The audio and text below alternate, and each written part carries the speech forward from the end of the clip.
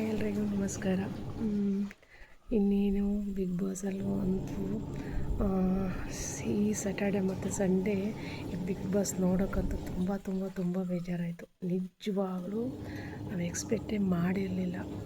ಸೂರಜ್ ಮತ್ತು ಮಾಡುವರು ಎಲಿಮಿನೇಷನ್ ಆಗ್ತಾರಂತ ಮಾಡಿರಲಿಲ್ಲ. ನಾನು ಹೇಳ್ತಾ ಇರೋದು, ಅವರಲ್ಲಿ ಇಲ್ಲದ ಟ್ಯಾಲೆಂಟು ಮನೆ ಬಿಗ್ ಬಾಸ್ ಒಳಗಡೆ ಇನ್ನೂ ಕೆಲವು ಉಳಿದಿದ್ದು ಅವರಲ್ಲಿ ಏನಿತ್ತು ನಮ್ಮ ಪ್ರಶ್ನೆ.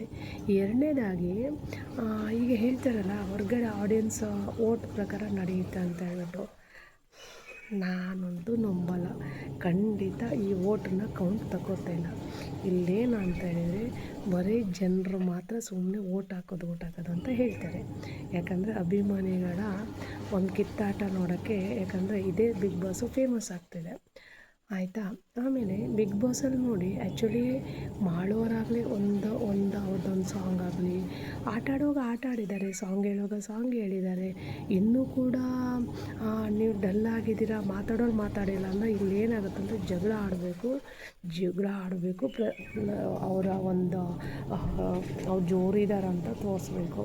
ಬಟ್ ಹಳ್ಳಿ ಜನ ಅಷ್ಟೊಂದು ಜಗಳ ಆಡಿಬಿಟ್ಟು ತಾನೇ ಮೇಲು ಅಂತ ತೋರಿಸಲ್ಲ. ಯಾಕಂದರೆ ಅವರ ಮನೆಯಲ್ಲೇ ಅವ್ರು ಕಲಿಸಿದ ಒಂದು ಸಂಸ್ಕೃತಿ ತೋರಿಸುತ್ತೆ. ಎರಡನೇದು ಸೂರಜ್ ಅವರು ಪಾಪ, ನೀವೊಂದು ಅಬ್ಸರ್ವ್ ಮಾಡಿ, ಅವರು ಎಲ್ಲೂ ಅವ್ರ ವ್ಯಕ್ತಿತ್ವದಲ್ಲಿ ನಮಗೆ ಸ್ಟಾರ್ಟಿಂಗಿಂದ ನೋಡಿದ್ದೀವಿ. ಅವರು ಸ್ಟಿಲ್ಲಾಗಿ ಅವರು ಇರೋ ಸತ್ಯನ, ಯಾರೇ ಅವ್ರ ಕಿವಿಗೆ ಓದಿದ್ರು ಕೂಡ ಇರೋ ಸತ್ಯನ ಅವ್ರು ಮಾತ್ರ ಅದನ್ನ ಡೈರೆಕ್ಟಾಗಿ ಹೇಳ್ತಾಯಿದ್ರು. ಅವ್ರು ಯಾರಿಗೂ ಕೂಡ ಇದು ಮಾಡ್ತಿರ್ಲಿಲ್ಲ. ಆಮೇಲೆ ಇನ್ನೊಂದೇನಾಯ್ತು ಅಂದರೆ, ರಕ್ಷಿತನ ಸೀಕ್ರೆಟ್ ರೂಮಿಗೆ ಹಾಕಿದ ಮೇಲೆ, ಸೀಕ್ರೆಟ್ ರೂಮಿಂದ ಹೊರ್ಗಡೆ ಬಂದಮೇಲೆ ಅವಳನ್ನ ಒಂದು ವಿಲನ್ ಕ್ಯಾರೆಕ್ಟ್ರೇ ಮಾಡಿಬಿಟ್ರು, ಆಯಿತಾ. ಆಮೇಲೆ ರಕ್ಷಿತನ ಅಲ್ಲಿ ಮಾನಸಿಕವಾಗಿ ಕುಗ್ಸಿದ್ರು. ಆಮೇಲೆ ಎಲ್ಲಿ ರಕ್ಷಿತಾ ಬಿಗ್ ಬಾಸ್ ಮನೆಯಲ್ಲಿ ಸೂರಜ್ ಮತ್ತು ಮಾಡೋರ ಜೊತೆ ತುಂಬ ಕ್ಲೋಸ್ ಆಗಿದ್ಲು. ಈವನ್ ಅವಳು ಇರೋ ಸತ್ಯನ ಅವ್ರ ಮುಂದೆ ಹೇಳ್ಕೊಳ್ಳೋಕ್ಕೆ ಒಂದು ಧೈರ್ಯ ಮಾಡ್ತಾಯಿದ್ಲು. ಆಮೇಲೆ ಅಲ್ಲಿ ಸೆಂಟಿಮೆಂಟ್ಲಿ ಅವಳನ್ನ, ಒಂದು ಎಮೋಷ್ನಲಿ ಅವಳನ್ನ ಅಲ್ಲಿ ಕುಗ್ಸೋ ಪ್ರಯತ್ನ ಆಯಿತು. ಯಾಕಂದರೆ ಅವ್ರನ್ನ ಇಬ್ಬರನ್ನ ನಾಮಿನೇಟ್ ಮಾಡಿ, ಈವನ್ನು ಪ್ರತಿಯೊಂದು ಕ್ಯಾಂಡಿಡೇಟಿಗೆ ಅಂದರೆ ಅವ್ರದ್ದೇ ಆದ ಒಂದು ಇದಿರುತ್ತೆ. ಸೊ ಇಲ್ಲಿ ನಮಗೇನು ಕಾಣ್ತಿದೆ ಅಂದರೆ, ಕಲರ್ಸ್ ಚಾನಲಲ್ಲಿ ಯಾರ್ಯಾರು ರೋಲ್ ಪ್ಲೇ ಮಾಡ್ತಿದ್ದಾರೆ, ಆಮೇಲೆ ಅವರಿಗೆ ಮಾತ್ರ ಸ್ವಲ್ಪ ಇಂಪಾರ್ಟೆಂಟ್ ಅಂತ ಕಾಣ್ತಿದೆ, ಆಯಿತಾ. ಯಾಕಂದರೆ ನಾವು ಒಬ್ಬೊಬ್ಬರು ವ್ಯಕ್ತಿತ್ವ ಇಷ್ಟಪಡ್ತೀವಿ. ಈವನ್ ಗಿಲ್ಲಿ ಮತ್ತು ರಕ್ಷಿತನ ಬಗ್ಗೆ ನಮಗೇನು, ಯಾಕಂದರೆ ನಾವು ಯಾವತ್ತೂ ಅವ್ರ ಬಗ್ಗೆ ಏನೂ ಹೇಳೋಕ್ಕೆ ಏನೂ ಇಲ್ಲ. ಯಾಕಂದರೆ ಇರೋ ಫ್ಯಾಕ್ಟು, ನಾವು ಇಬ್ಬರ ಒಂದು ಕ್ಯಾರೆಕ್ಟ್ರು ತುಂಬ ಇಷ್ಟಪಡ್ತೀವಿ. ಆಮೇಲೆ ಅಶ್ವಿನಿ ಅವ್ರನ್ನ ನಾವು ಸ್ಟಾರ್ಟಿಂಗ್ ಏನಂದರೆ, ಯಾಕಂದರೆ ಸ್ಟಾರ್ಟಿಂಗ್ ಆ ಒಂದು ಗೆಜ್ಜೆ ಶಬ್ದದಿಂದ ಅವ್ರನ್ನ ಒಂದು ವಿಲನ್ ಹಂಗೆ ಅವ್ರು ತುಂಬ ಜೋರಿದ್ದಾರೆ ಅಂತ. ಆಮೇಲೆ ಬರ್ತಾ ಒಂದು 3-4 ವೀಕಿಂದ ಅವರು ಕೂಡ ಇಲ್ಲ, ಶೀ ಈಸ್ ವೆರಿ ಗುಡ್, ಅವರ ಒಂದು ಒಳ್ಳೆ ಹಾರ್ಟ್ ಇದೆ, ಅವ್ರ ಹತ್ರನೂ ಒಂದು ಒಳ್ಳೆ ವ್ಯಕ್ತಿತ್ವ ಇದೆ. ಯಾಕಂದರೆ ಅವರು ಕೂಡ ಒಂಥರ ಒಂದು ಮಾತ್ರ ಹೃದಯ ಅಂತ ಹೇಳ್ತಾರೆ. ಆಮೇಲೆ ಅವ್ರಿಗೊಂಥರ ಕರುಣೆ ಇದೆ, ಯಾಕಂದರೆ ಅವರು ಪ್ರತಿಯೊಬ್ಬರ ಜೊತೆ ಮಾಡೋದು ಆ ಥರ ಗೊತ್ತಾಗ್ತಿದೆ. ಸೊ ಅಲ್ಲಿ ಅಶ್ವಿನಿಯವರ ಕೂಡ ಒಳ್ಳೆತನ ಹೊರಗಡೆ ಬರ್ತಿದೆ. ಆಮೇಲೆ ಇಲ್ಲಿ ಏನಾಗ್ತಿದೆ ಅಂದರೆ, ಬಿಗ್ ಬಾಸಲ್ಲಿ ಏನಾಗ್ತಿದೆ ಅಂದರೆ, ಸ್ಟಾರ್ಟಿಂಗಲ್ಲಿ ಯಾರನ್ನ ನಾವು ಒಳ್ಳೆತನ ಇದೆ ಅಂತ ತೋರಿಸೋದು, ಅವ್ರದ್ದು ಇವಾಗ ಹೊರಗಡೆ ಅವ್ರದ್ದು ಒಂದಿದು ಹೊರಗಡೆ ಬರ್ತಿದೆ. ಅಂದರೆ ನೋಡಿ, ಇವಾಗ ನೀವು ಅಬ್ಸರ್ವ್ ಮಾಡಿ, ಇವನ್ನ ಕಾವ್ಯನಾಗಲಿ ರಕ್ಷಿತನ ದ್ವೇಷ ಮಾಡೋಂಥದ್ದು ಏನೂ ಇಲ್ಲ. ಪ್ರತಿ ಬಾಯಲ್ಲಿ ರಕ್ಷಿತಾ. ಯಾಕಂದರೆ ಮೊನ್ನೆ ನಾಮಿನೇಷನ್ ಮಾಡುವಾಗ ಇನ್ನೊಂದು ಹೇಳೋದೇನೆಂದರೆ, ಯಾರು ಹೊರಗಡೆ ಹೋಗ್ಬೇಕಂದ್ರೆ ರಕ್ಷಿತಾ. ಏನಕ್ಕೆ ರಕ್ಷಿತಾ ಮಾತಾಡ್ತಿರೋದು ಸರಿ ಇಲ್ಲ. ನಾನು ಹೇಳ್ತಿರೋದು ಅಂದರೆ, ಒಬ್ರೊಬ್ರಿಗೆ ಒಂದೊಂದು ಟ್ಯಾಲೆಂಟ್ ಇದೆ. ರಕ್ಷಿತನ ಮಾತಿಂದ ಅವಳ ಅಭಿಮಾನಿಗಳನ್ನ ಅವಳ ಮಾತಿಂದನೇ ಜನ ಬಂದಿದ್ದಾರೆ, ಆಯಿತಾ.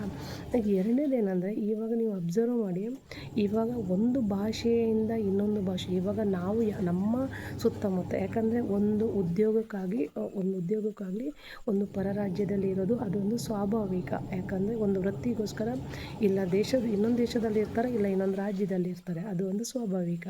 ಬಟ್ ಅದೇ ವಾತಾವರಣದಲ್ಲಿ ಬೆಳೆದುಬಿಟ್ಟು, ಆದರೂ ನನ್ನ ರಕ್ತ ಅಂದರೆ ನಾನು ಹುಟ್ಟಿ ನನ್ನ ತಾಯಿ ತಂದೆ ಎಲ್ಲಿ ಹುಟ್ಟಿದ್ರೆ ನಾನು ಅಲ್ಲಿಗೆ ಹೋಗಬೇಕು, ಸೊ ನಾನು ಅಲ್ಲಿನ ಭಾಷೆನೇ ಮಾತಾಡಬೇಕಂತ ಅವಳ ಒಂದು ಶತ ಪ್ರಯತ್ನ ಪ್ರಯತ್ನ.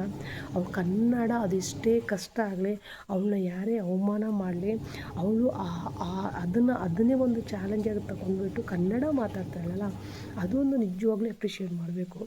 ಯಾರೋ ಸುಮ್ಮನೆ ಸೋಷಿಯಲ್ ಮೀಡ್ಯಾದಲ್ಲಿ ಪಾಪ ಯಾವುದೋ ಒಂದು ಅರ್ಧ ವೀಡಿಯೋನ ಮಾತ್ರ ಅವಳು ಕನ್ನಡನ ಹೇಟ್ ಮಾಡ್ತಾಳೆ ಅಂತ ಪ್ರೆಸೆಂಟ್ ಮಾಡಿ ಒಂದು ಹುಡುಗಿಗೆ ಏನು ಹೇಳ್ತಾರಲ್ಲ, ಇಷ್ಟೊಂದು ದ್ವೇಷ ಕ್ರಿಯೇಟ್ ಮಾಡೋದು ಮಾಡ್ತಾಯಿರ್ತೀರ.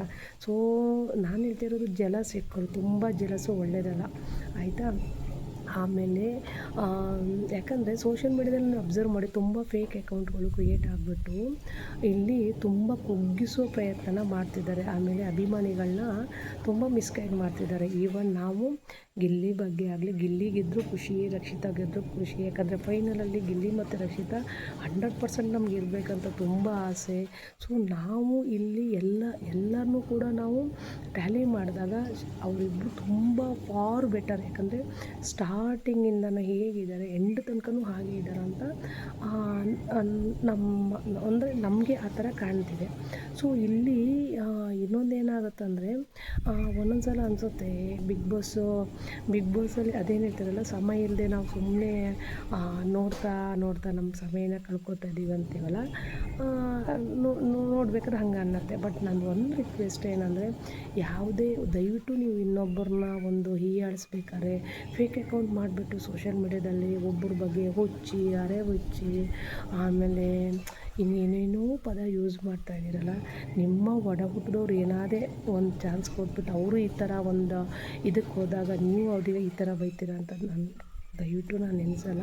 ಯಾಕಂದರೆ ರಕ್ಷಿತಾ ಆ್ಯಕ್ಚುಲಿ ನಮಗೆ ಅವರಿಗೂ ಯಾವ ಒಂದು ರಿಲೇಷನ್ ಇಲ್ಲ ಅಂದರೂ ಕೂಡ, ಆ್ಯಕ್ಚುಲಿ ನಾನು ಕೂಡ ಸ್ಟಾರ್ಟಿಂಗ್ ಅವ್ರ ವೀಡಿಯೋ ನೋಡ್ತಿರಲಿಲ್ಲ.